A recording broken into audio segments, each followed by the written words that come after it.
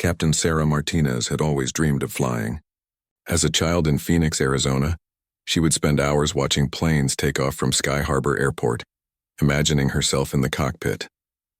Now, at 34, she was one of the few female pilots working for Meridian Airways, a mid-size commercial airline that operated flights across the western United States.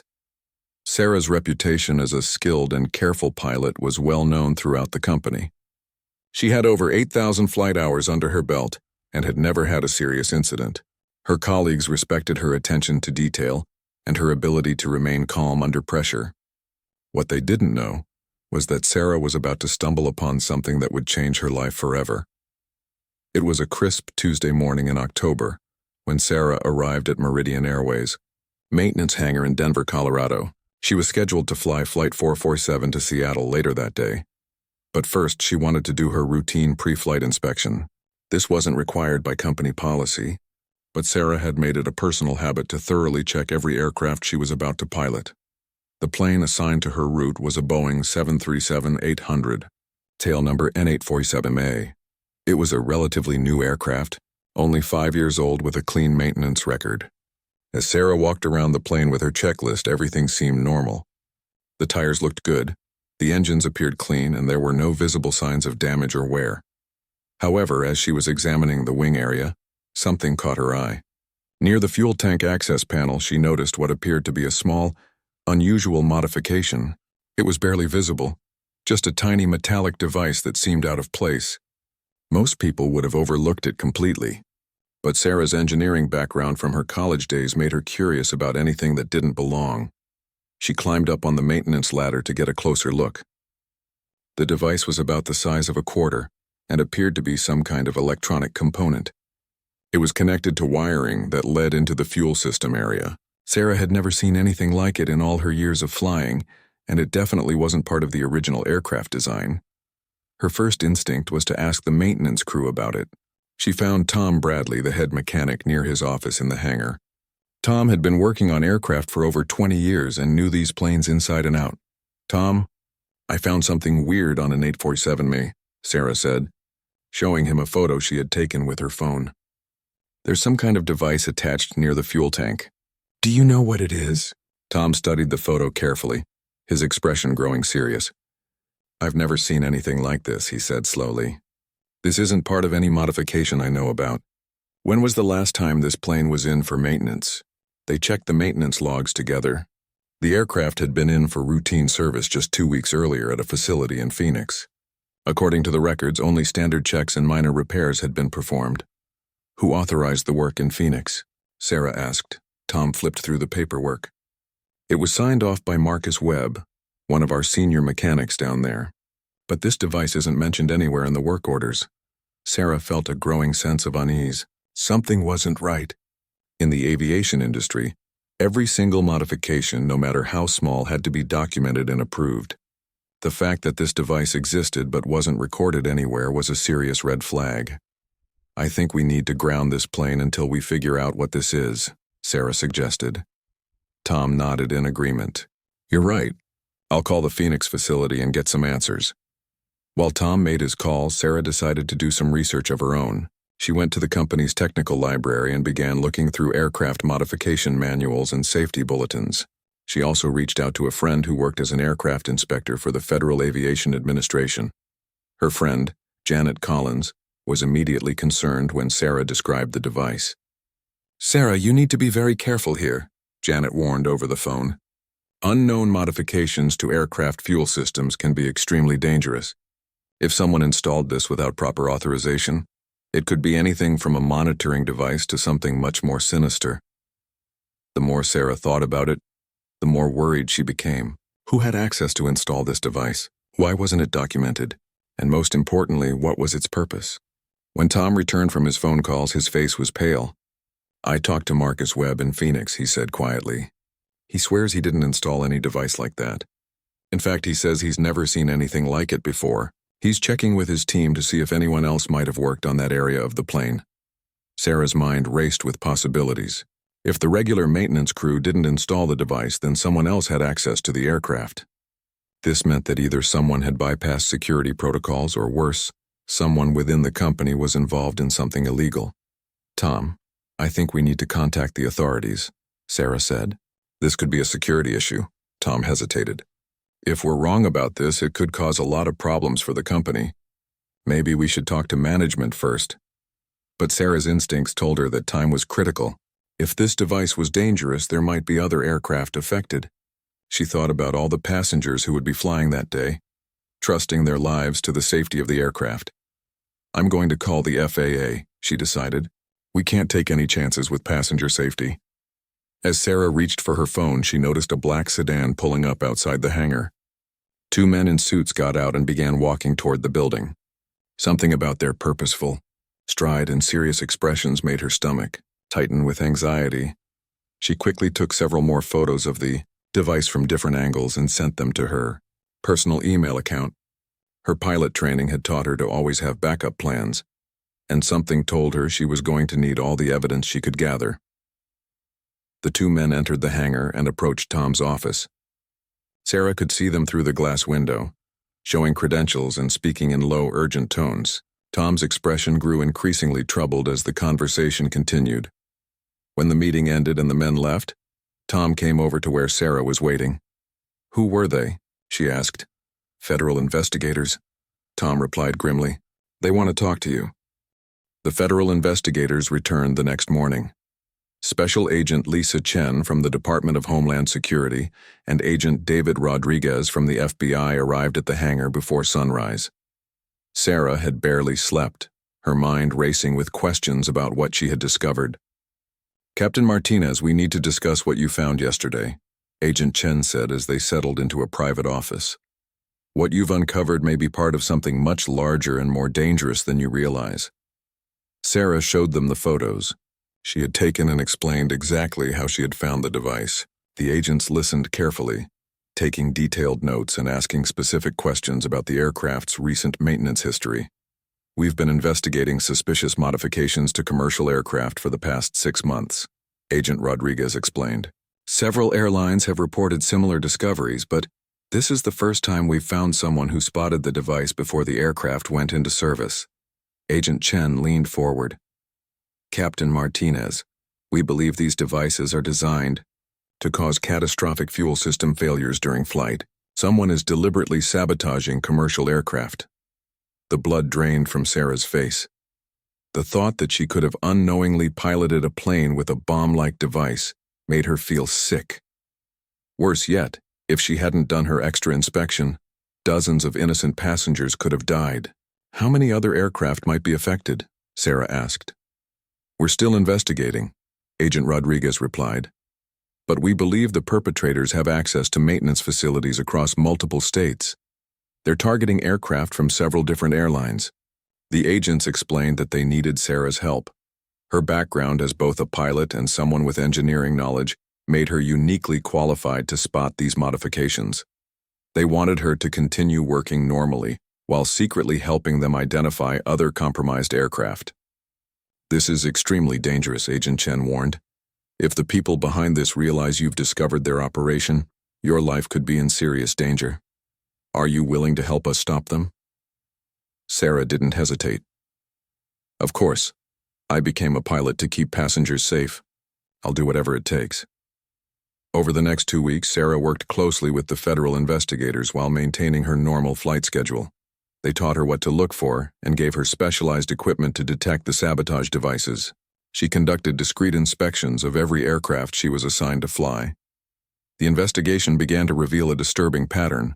The devices were being installed by someone with extensive knowledge of aircraft systems and security protocols. They knew exactly where to place them to cause maximum damage while remaining hidden from routine maintenance checks. On a Thursday afternoon, Sarah was preparing for a flight to Las Vegas when she made another frightening discovery. The Boeing 737 assigned to her route had not one but 3 of the suspicious devices hidden in different locations. This plane was clearly intended to be destroyed, and soon.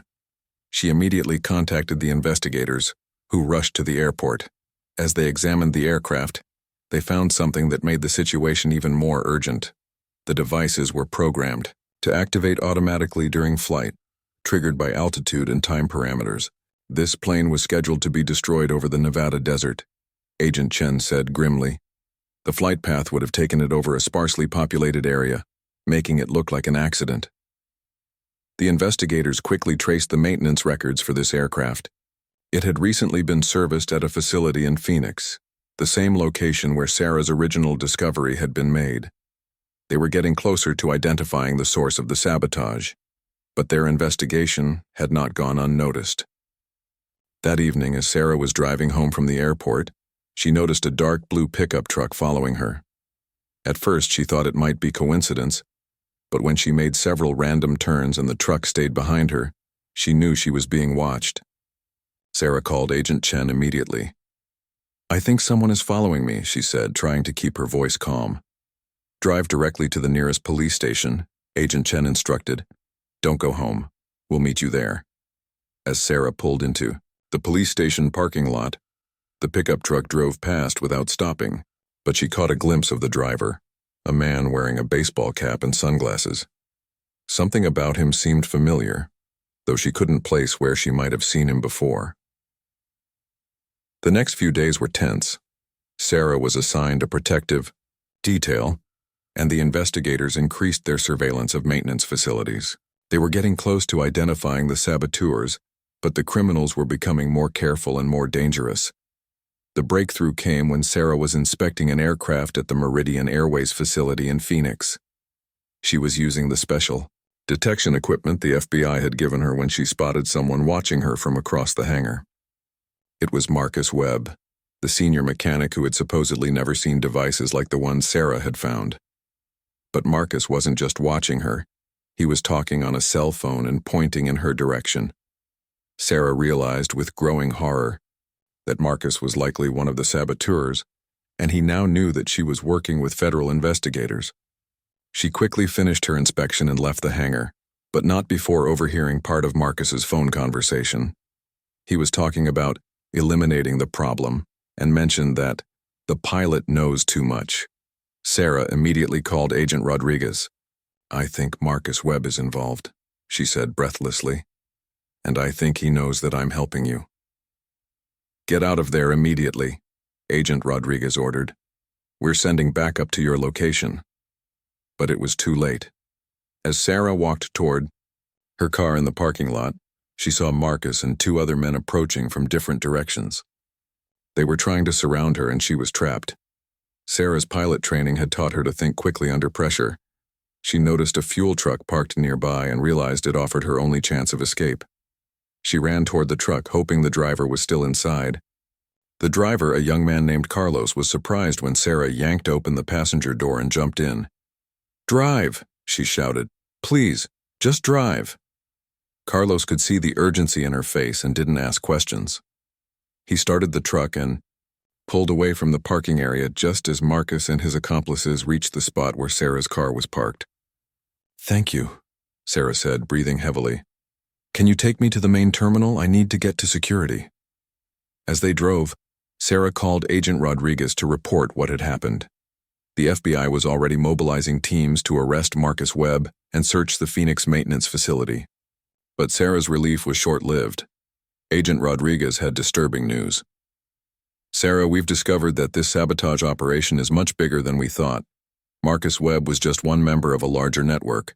We believe they have people in multiple airlines and maintenance facilities across the country." "What does that mean for the investigation?" Sarah asked. "It means that your discovery has helped us uncover what could have been the largest terrorist attack on commercial aviation in history," Agent Rodriguez said.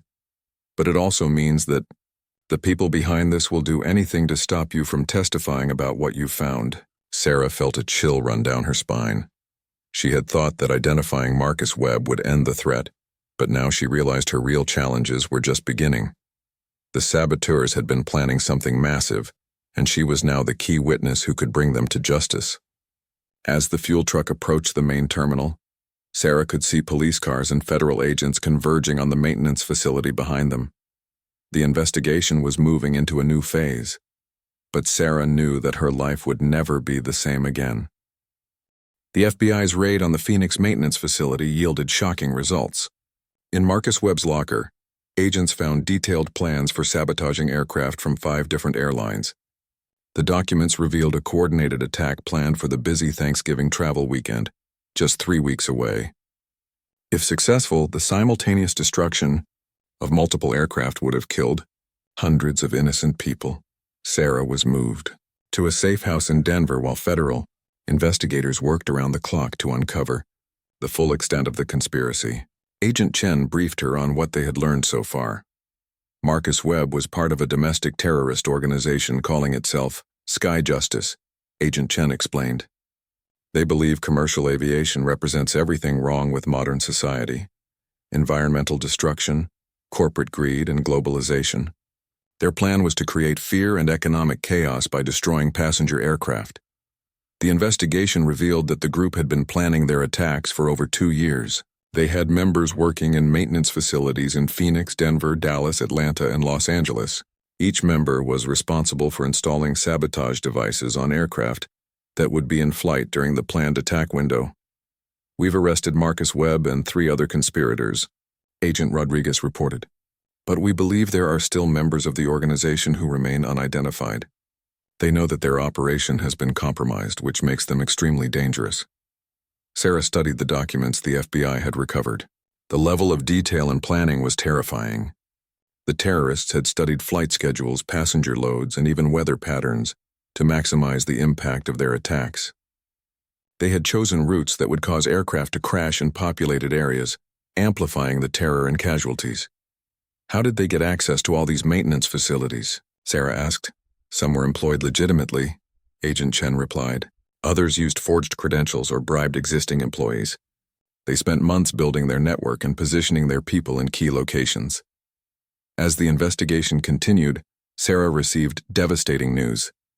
Her friend Janet Collins, the FAA inspector she had contacted when she first discovered the device, had been found dead in her apartment in Washington. DC police initially thought it was a burglary gone wrong, but the FBI suspected murder. They're eliminating anyone who might expose their operation, Agent Rodriguez said grimly. Janet's death wasn't random. They killed her because she knew too much about the modifications you found.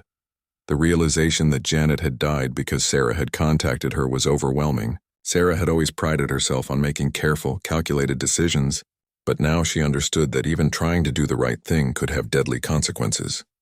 The FBI assigned additional protection to Sarah, but they also needed her continued cooperation. The remaining terrorists were still out there, and more aircraft might already be compromised. Time was running out before the planned Thanksgiving attacks. We need you to help us identify which aircraft might still be sabotaged, Agent Chen said. Your ability to spot these devices is our best hope of preventing a catastrophe. Sarah agreed despite the personal risk. Over the next week, she worked with federal agents to inspect aircraft at airports across the western United States. They found sabotage devices on 6 more planes, each one programmed to activate during the Thanksgiving travel period. But the terrorists were adapting to the investigation. The newer devices were smaller and better hidden than the ones Sarah had originally discovered. The saboteurs were learning from each discovered modification and improving their techniques. During an inspection at Los Angeles International Airport, Sarah made a terrifying discovery. One of the aircraft scheduled for a flight to New York contained not just a fuel system sabotage device, but also what appeared to be an explosive charge attached to the plane's control systems. This isn't just about bringing down planes anymore, she told Agent Rodriguez. They're escalating. This device could cause the aircraft to crash into a populated area, like a building or a neighborhood. The FBI's analysis confirmed Sarah's fears. The explosive device was designed to disable the aircraft's controls while leaving the engines running, essentially turning the plane into a guided missile. The flight path from LAX to JFK would take the aircraft over several major cities. We think they're planning to recreate something like 9/11, Agent Chen said.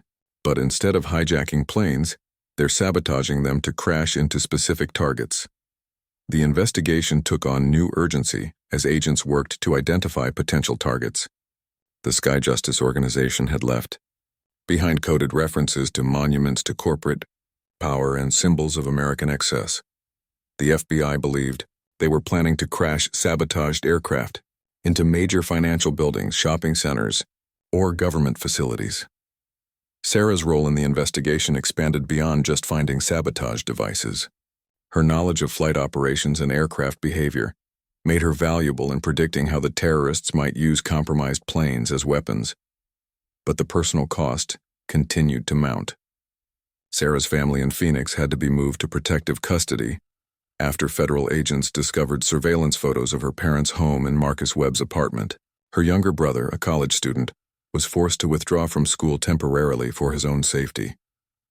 "I never wanted any of this," Sarah confided to Agent Chen during a particularly difficult day. "I just wanted to be a pilot. Now people are dead because of what I discovered, and my family's lives are turned upside down." Agent Chen understood her frustration. "Sarah, you have to remember that you didn't cause this situation. These terrorists were planning to kill hundreds of people. Because of your discovery, we've already saved countless lives. Janet Collins died because she was a good person doing her job just like you." The investigation received a major break when one of the arrested conspirators agreed to cooperate with authorities.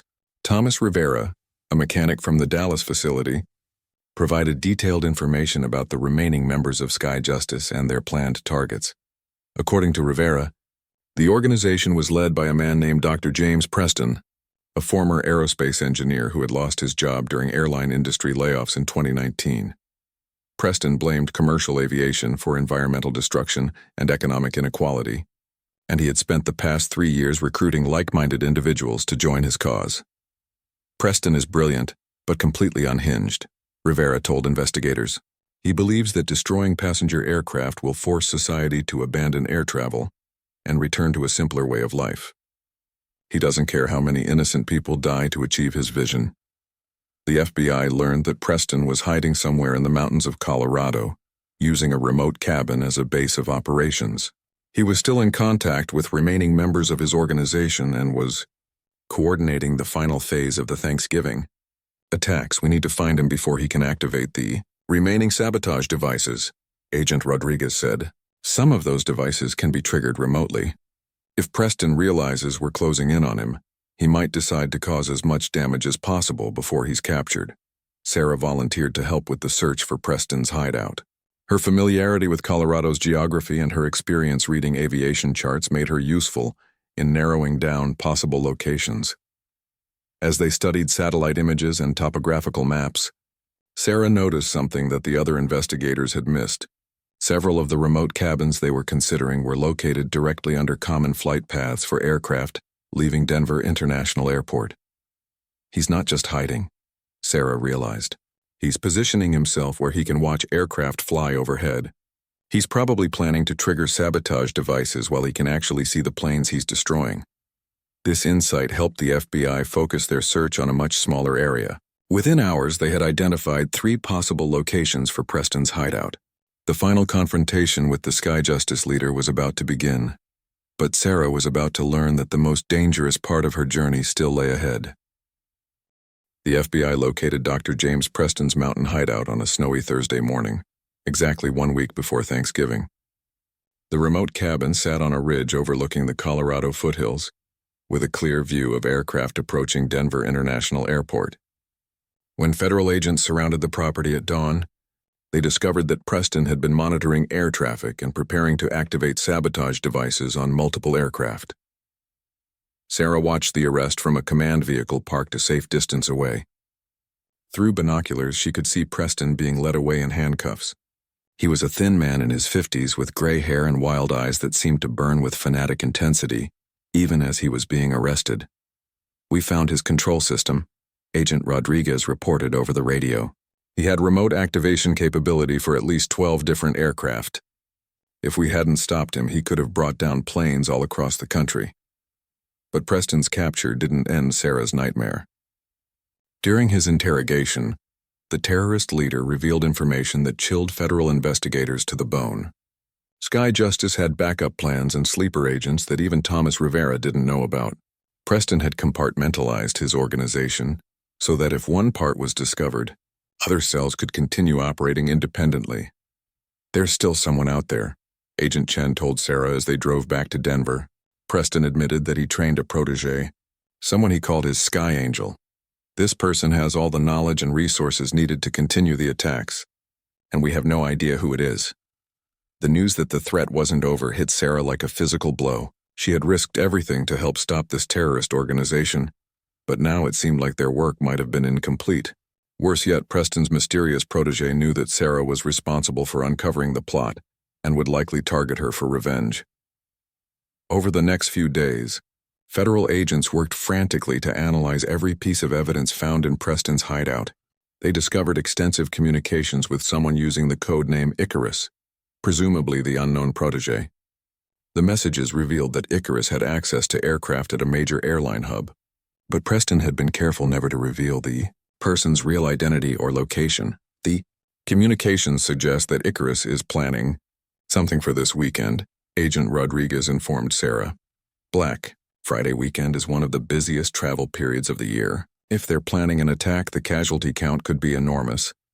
Sarah studied the intercepted messages that the FBI had decoded. The language was technical and filled with aviation terminology, suggesting that Icarus had professional knowledge of aircraft systems. Several references mentioned the final flight and judgment from above. I think Icarus is planning to be on board one of the aircraft when it's destroyed, Sarah told the agents. These messages read like someone preparing for a suicide mission. The realization that they were dealing with a suicide bomber added a new level of urgency to the investigation. Unlike the other Sky Justice saboteurs who had planned to trigger their devices remotely, Icarus seemed prepared to die to ensure the mission's success. Sarah volunteered to help identify potential targets, but Agent Chen was reluctant to involve her further. "You've done enough," she said. "Your family needs you to stay safe. We can handle the investigation from here." But Sarah couldn't walk away. She felt responsible for stopping a threat that she had helped expose. "Every pilot I know will be flying this weekend," she argued. "My colleagues will be in the air, carrying passengers who trust them to keep them safe.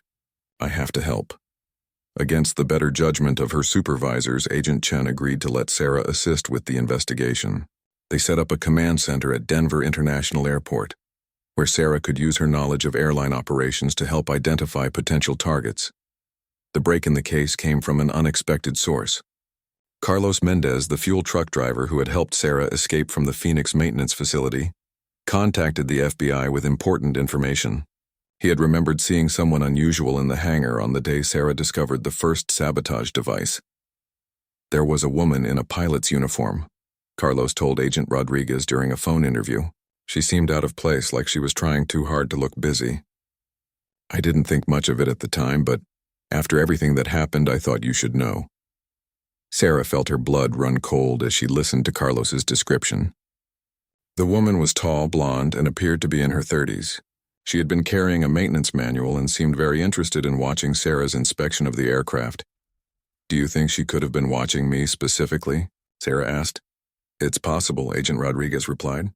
"If Icarus knew that you had discovered their sabotage devices, they might have been gathering intelligence about your methods and schedule." The FBI quickly began reviewing security footage from the Phoenix facility, looking for the mysterious woman Carlos had described. They found her on several different cameras, always seeming to be in the background when Sarah was working. Her behavior pattern suggested professional surveillance training. More disturbing was the discovery that the same woman appeared in security footage from other airports where Sarah had helped identify sabotaged aircraft. She had been following Sarah's investigation for weeks, learning how the FBI was uncovering the Sky Justice operation. "She knows everything about our methods," Agent Chen said grimly. "She's probably already adapted her sabotage techniques to avoid detection." The identification of Icarus came through facial recognition software. The woman was Captain Rebecca Stone, a veteran pilot for Continental Express Airlines with over 15 years of flying experience. Her personnel file showed an exemplary career record with no previous security concerns, but deeper investigation revealed a troubling pattern. Captain Stone had suffered significant personal losses during the COVID-19 pandemic, when the airline industry collapsed. She had been furloughed for nearly 2 years, during which time her marriage had ended and she had lost her home to foreclosure. When she finally returned to flying, she had become increasingly critical of airline industry practices and corporate executives. She blames the industry for destroying her life, Agent Rodriguez explained to Sarah. Preston probably recruited her during her furlough period when she was most vulnerable to his message. The FBI discovered that Captain Stone was scheduled to fly a Continental Express route from Denver to Chicago on Black Friday morning. The flight would carry a full load of holiday travelers, making it an ideal target for a terrorist attack. More ominously, Stone had specifically requested this particular flight assignment. She's planning to be the pilot when the aircraft is destroyed, Sarah realized. She'll have complete control over the plane's operation and can ensure the attack succeeds.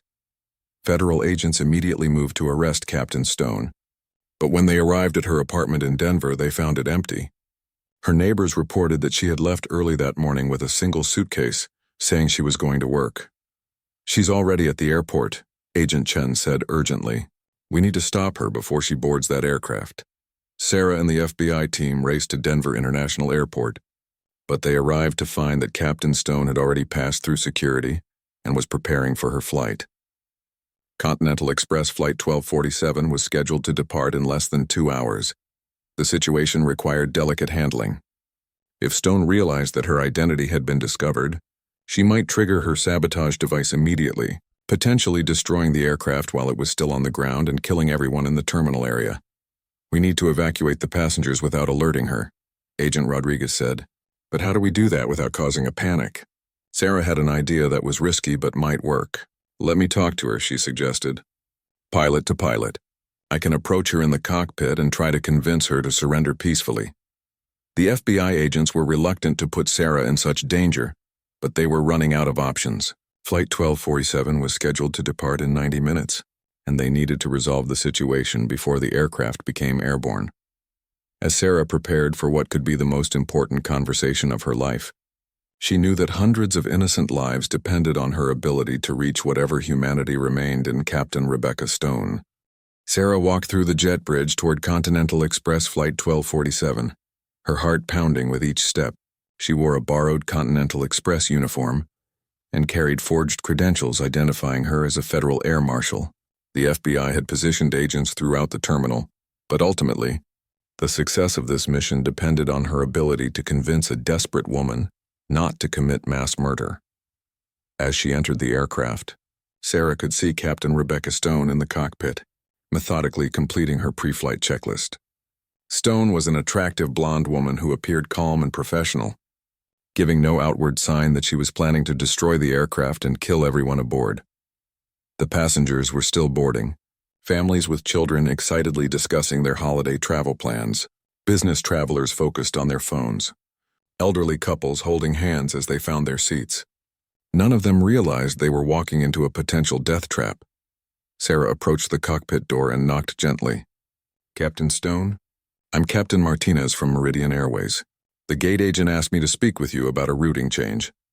Stone looked up from her checklist, and for a moment, Sarah saw recognition flash in her eyes.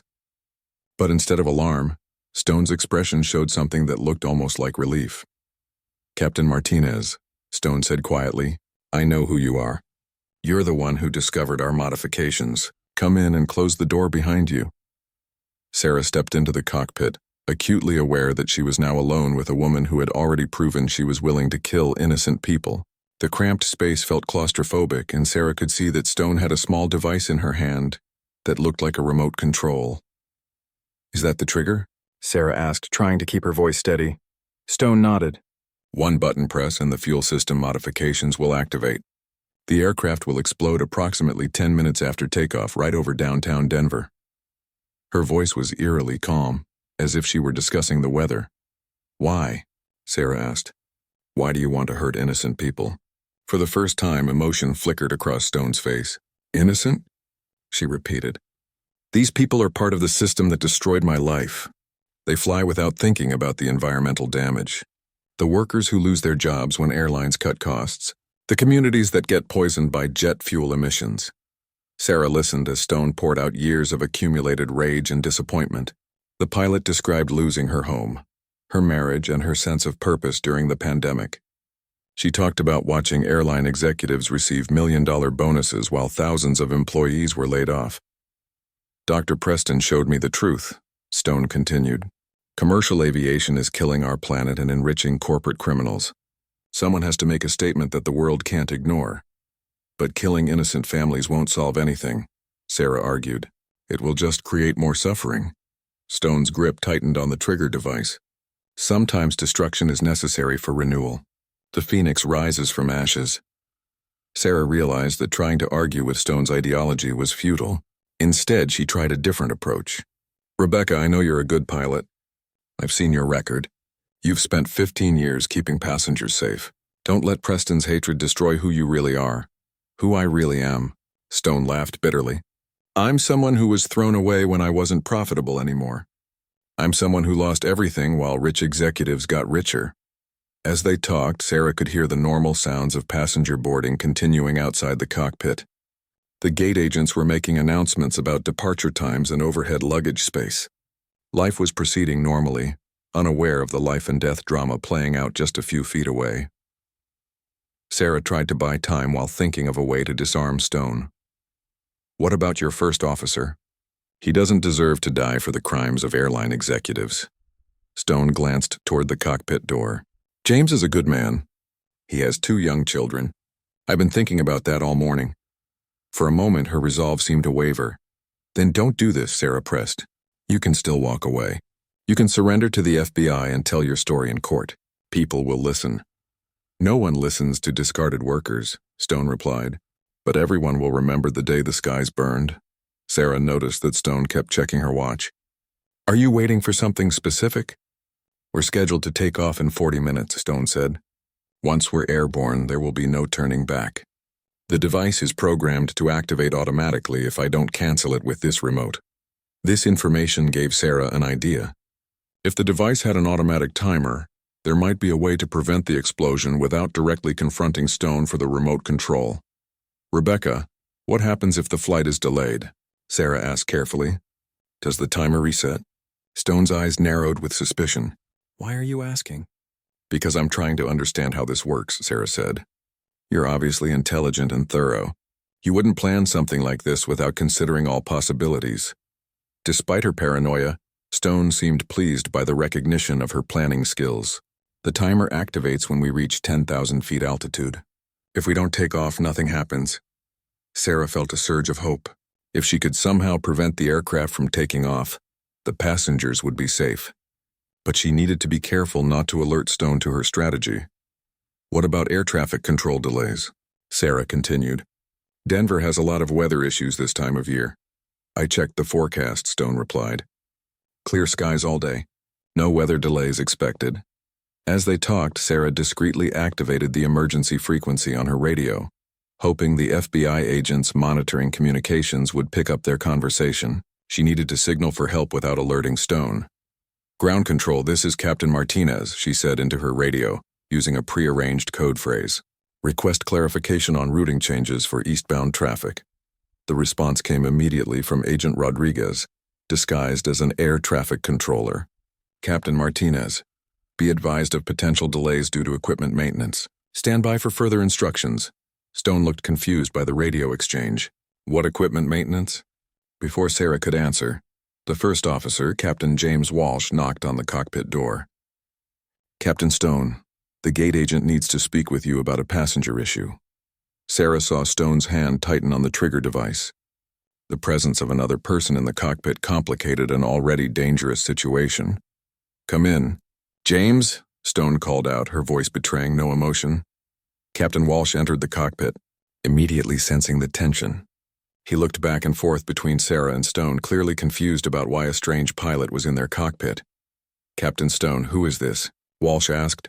This is Captain Martinez, Stone replied. She was just leaving, but Sarah knew she couldn't leave. If she walked away now, Stone would proceed with her plan and hundreds of people would die. She had to find a way to prevent the takeoff while protecting the innocent first officer. Actually, James, Sarah said carefully, there's something you need to know about this flight. Stone's eyes flashed with alarm. Captain Martinez, I think you should go. James, this aircraft has been sabotaged, Sarah said quickly. Captain Stone has installed a device that will cause the plane to explode after takeoff. For a moment, the cockpit was completely silent. Captain Walsh stared at Sarah in disbelief, then looked at Stone, who was now pointing the trigger device at both of them. Rebecca, what is she talking about? Walsh asked, his voice barely above a whisper. Stone's facade of calm professionalism finally cracked. James, you need to leave the cockpit right now. This doesn't concern you. If there's a bomb on this plane, it concerns everyone, Walsh said firmly. Rebecca, talk to me. What's going on? Sarah watched as Stone struggled with her emotions. The woman was clearly conflicted about involving her innocent colleague in her suicide mission. I didn't want it to happen this way, Stone said, tears beginning to form in her eyes. But I can't stop now. Too many people have died already. If I don't complete this mission, their sacrifices will be meaningless. What people? Walsh asked. Rebecca, I've known you for 3 years. You're not a killer. Tell that to Janet Collins, Stone replied bitterly. Tell that to the other investigators who got too close to our operation. Sarah felt sick as she realized that Stone had been personally involved in murdering the people who had threatened their terrorist plot. This woman wasn't just a desperate pilot seeking revenge, she was a cold-blooded killer. You killed Janet? Sarah asked. I did what was necessary to protect our mission, Stone replied. Just like I'll do what's necessary now. The conversation was interrupted by an announcement over the aircraft's public address system. Ladies and gentlemen, we're experiencing a minor maintenance issue that will delay our departure. Please remain seated while our ground crew resolves the problem. Stone immediately realized what was happening. You signaled them somehow, she accused Sarah. The FBI is here. Through the cockpit window, Sarah could see federal agents moving into position around the aircraft. The passengers were still unaware of the danger, but the evacuation would begin soon. Rebecca, it's over, Sarah said gently. The FBI knows who you are and what you've planned. But you can still do the right thing. Don't hurt these innocent people. Stone looked around the cockpit desperately, her finger hovering over the trigger button. If I can't complete the mission, at least I can send a message. One button press and this entire terminal area will be destroyed. Sarah realized with horror that Stone was planning to detonate the device while the aircraft was still at the gate. The explosion would kill not just the passengers aboard Flight 1247, but potentially hundreds of other travelers and airport workers. Rebecca, please, Captain Walsh pleaded. Think about my children. Think about all the families in this terminal. For a moment, Stone's resolve wavered. She looked at her fellow pilot, a man she had worked with and respected for years. Then her expression hardened again. I'm sorry, James, she said, but this is bigger than any of us. Stone raised the trigger device, preparing to press the button that would end hundreds of lives. Sarah knew she had only seconds to act before Captain Rebecca Stone completed her deadly mission. Sarah lunged forward just as Stone's finger pressed down on the trigger button. In the split second before the device activated, Sarah grabbed Stone's wrist and yanked it upward, causing the remote control to fly across the cockpit and crash into the instrument panel. The device shattered into pieces, its circuits sparking briefly before going dark. For a moment, nobody moved as they all stared at the broken trigger mechanism. Did it work? Captain Walsh whispered. Did she activate the bomb? Sarah looked out at the terminal, expecting to see signs of evacuation or emergency response, but everything appeared normal. Passengers were still boarding other flights. Ground crews were working on aircraft, and the usual bustle of airport activity continued unchanged. I think we stopped it in time, Sarah said. Though her voice was shaky with adrenaline, Stone sat slumped in the pilot's seat, all fight gone out of her. It doesn't matter, she said quietly. There are backup systems. The device will still activate if the aircraft reaches altitude. Then we won't let it reach altitude, Sarah replied firmly. Within minutes, the cockpit was filled with FBI agents led by Agent Rodriguez. They carefully removed Captain Stone from the aircraft while bomb disposal experts began the delicate process of locating and disarming the sabotage device. The passengers were evacuated using a story about mechanical problems, and Flight 1247 was canceled. Most travelers were simply annoyed by the inconvenience, never knowing how close they had come to death. Sarah found herself in another debriefing room, giving her statement about the confrontation with Stone. Agent Chen looked exhausted but relieved as she reviewed the details of the case. The bomb disposal team found 3 separate devices on the aircraft. Agent Chen reported, Stone wasn't lying about backup systems. If the plane had taken off, it would have been destroyed regardless of whether she used the remote trigger. What about other Sky Justice members? Sarah asked. Are there still people out there? We've arrested 12 people in total, Agent Rodriguez said. Thomas Rivera's cooperation helped us identify the remaining sleeper agents. We believe we've dismantled the entire network. Over the next few days, the full scope of the Sky Justice conspiracy became public. Dr. James Preston was charged with domestic terrorism and conspiracy to commit mass murder. Captain Rebecca Stone faced multiple charges, including murder in the first degree for Janet Collins' death. The media coverage was intense, with Sarah thrust into the spotlight as the pilot who had uncovered and helped stop one of the largest terrorist plots in aviation history. She appeared on news programs and gave interviews, always emphasizing that she had simply done what any responsible pilot would do. But the attention came with a cost.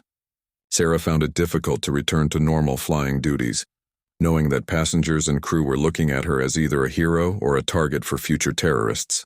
Meridian Airways offered her a promotion to a desk job in flight safety. But Sarah wasn't ready to give up flying. 6 months later, Sarah was back in the cockpit, though she maintained heightened awareness during her pre-flight inspections. The experience had changed her perspective on aviation security and the responsibility that pilots carry for their passengers' lives. The trial of the Sky Justice conspirators began in federal court in Denver 8 months after their arrest. Sarah testified for 3 days, describing how she had discovered the first sabotage device and detailing her conversations with Captain Stone in the cockpit of Flight 1247. During her testimony, Sarah learned more about the personal tragedies that had driven people like Rebecca Stone to embrace terrorism. Stone had indeed lost everything during the pandemic, but thousands of other airline employees had suffered similar losses without turning to violence. What made the difference, Sarah told the prosecutor, was that Stone allowed her pain to turn into hatred. She stopped seeing passengers as human beings and started seeing them as symbols of everything she blamed for her suffering. Dr. Preston was sentenced to life in prison without the possibility of parole. Captain Stone received multiple life sentences for her role in the conspiracy and the murder of Janet Collins. The other Sky Justice members received sentences ranging from 15 to 40 years. The aviation industry implemented new security protocols based on what investigators had learned from the Sky Justice case. Maintenance procedures were strengthened, background checks were enhanced, and new technology was developed to detect unauthorized modifications to aircraft systems. Sarah played a role in developing these new safety measures, working with the FAA and airlines to create training programs that would help pilots and mechanics identify potential sabotage. Her experience became a case study taught in aviation security courses around the world. 2 years after the incident, Sarah received a letter from Captain James Walsh, the first officer who had been on Flight 1247. He thanked her for saving his life and the lives of everyone else who would have been on that doomed flight. He also mentioned that he had left Continental Express and was now working as a flight instructor, inspired by Sarah's example to focus on safety training. The letter reminded Sarah of why she had become a pilot in the first place. Flying wasn't just about operating machinery or following procedures. It was about safely carrying people to their destinations, reuniting families, enabling business and personal connections that made the world smaller and more connected. Sarah still thought about Janet Collins sometimes, wondering what would have happened if she had never made that first phone call for advice. But she had come to accept that doing the right thing sometimes involves risk, and that the alternative, staying silent in the face of danger, was far worse. On a clear morning in December, exactly 2 years after she had first discovered the sabotage device, Sarah was conducting her pre-flight inspection of a Boeing 737 in Denver.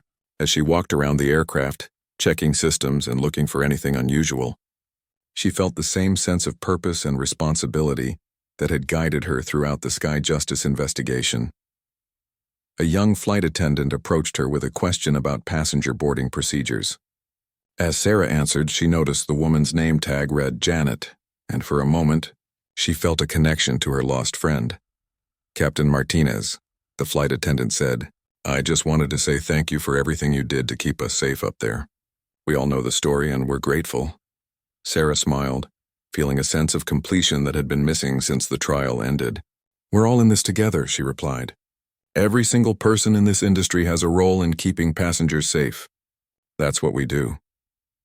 As Flight 892 to Seattle lifted off from Denver International Airport that morning, Sarah felt the familiar joy of flying combined with a hard-earned wisdom about the responsibility that came with it. She had unmasked a lethal secret and lived to fly another day. But more importantly, she had helped ensure that hundreds of other people would live to fly another day as well. The sky ahead was clear, and Sarah Martinez was exactly where she belonged.